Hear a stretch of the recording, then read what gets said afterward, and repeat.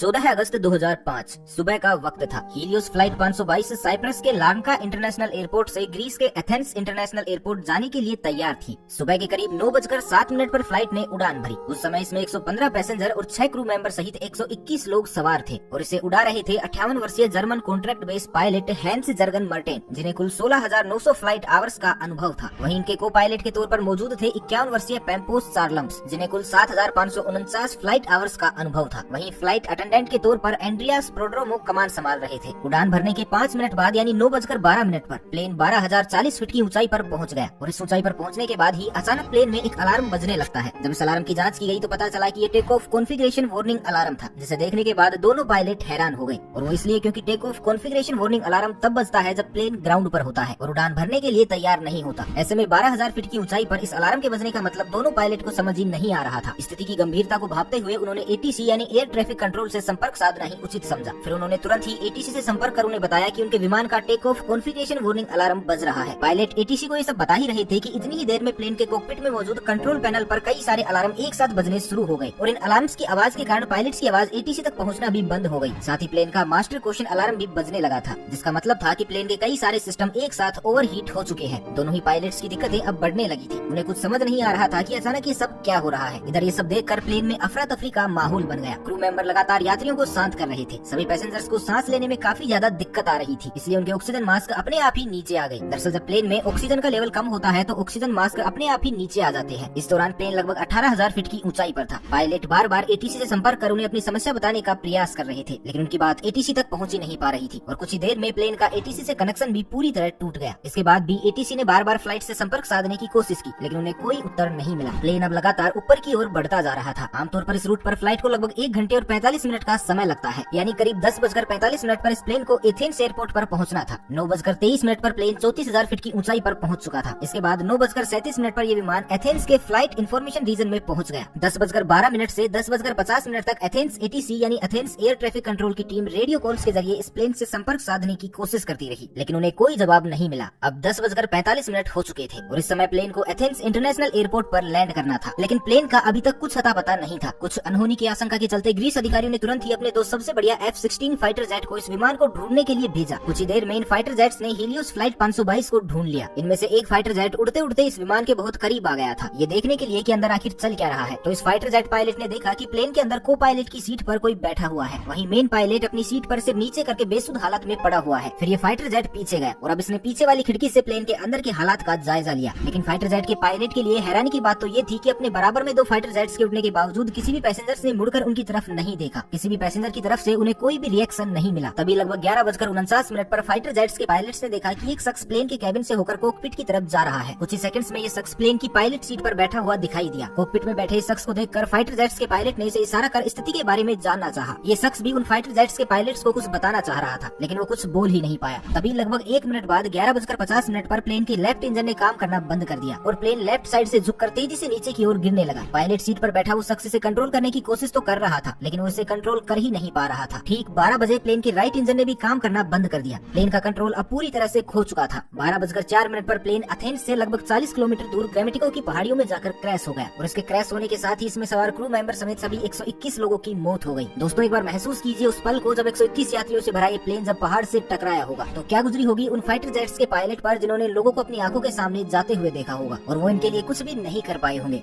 इसके बाद ग्रीस में फ्लाइट 522 के क्रैश होने की खबर सभी जगह आग की तरह फैल गई। तुरंत रेस्क्यू ऑपरेशन चलाया गया। सभी 121 लोगों की डेड बॉडी को एक एक करके ढूंढकर बाहर निकाला जाने लगा। लेकिन जब हादसे में मिली कुछ लोगों की डेड बॉडी की ऑटोप्सी की गई तो एक चौंका देने वाली बात सामने निकल कर आई। दरअसल जहाज में मौजूद ज्यादातर सभी लोग और पायलट्स प्लेन के क्रैश होने से पहले ही मर चुके थे। तो अब यहाँ सबसे बड़ा सवाल ये था कि जब पायलट प्लेन के क्रैश होने से पहले ही मर चुके थे तो लगभग 2 घंटे तक प्लेन का कंट्रोल किसके पास था। तो दोस्तों हमने वीडियो की शुरुआत में एक व्यक्ति का जिक्र किया था, फ्लाइट अटेंडेंट एंड्रियास प्रोड्रोमो। जी हाँ, वो एंड्रियास प्रोड्रोमो ही थे जिन्होंने अभी तक इस जहाज को संभाले रखा था, क्योंकि अंत में उनकी ही आवाज एटीसी को सुनाई दी थी। एंड्रियास ने करीब 5 बार मेडे मेडे कहकर मदद की गुहार लगाई थी।